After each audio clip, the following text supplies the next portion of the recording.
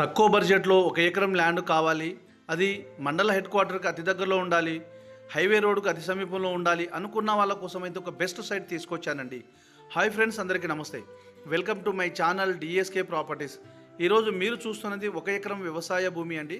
ఇది village to village రోడ్డుకి, ఒక మండల హెడ్ క్వార్టర్కి కనెక్టివిటీ రోడ్డుకి సెకండ్ బిట్ వస్తుంది.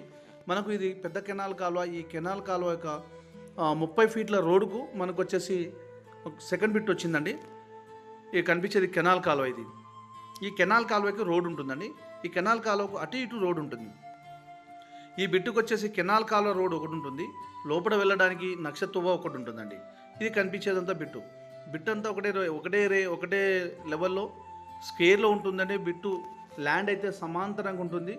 మొత్తం ప్యూర్లీ రెడ్ సాయిల్ అండి. ఇది చూడండి, ఈ విధంగా ఇది కనిపించే యాప చెట్టు దగ్గర నుంచి ఇట్లా ఏదైతే పత్తి చేను పెట్టామో అంతవరకు మనకు ఒక ఎకరం మాత్రమే వస్తుందండి. ఇది బిట్ అయితే ఒకటే రెక్టాంగిల్లో స్క్వేర్లో ఉంటుంది. ల్యాండ్ కూడా సమాంతరంగా ఉంటుంది, ఎత్తు వంపులు ఏమీ లేదండి.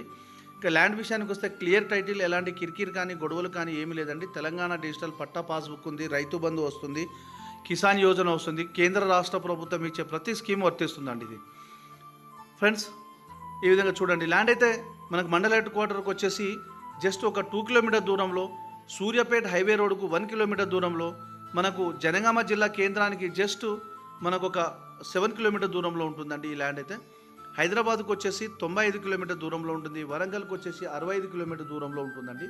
ఫ్రెండ్స్, మనకు ఫుల్ ఇన్ఫర్మేషన్ కావాలంటే స్క్రీన్ పైన ఉన్న నంబర్కి మీరు కాల్ చేస్తే నేను ఫుల్ ఇన్ఫర్మేషన్ ఇస్తాను.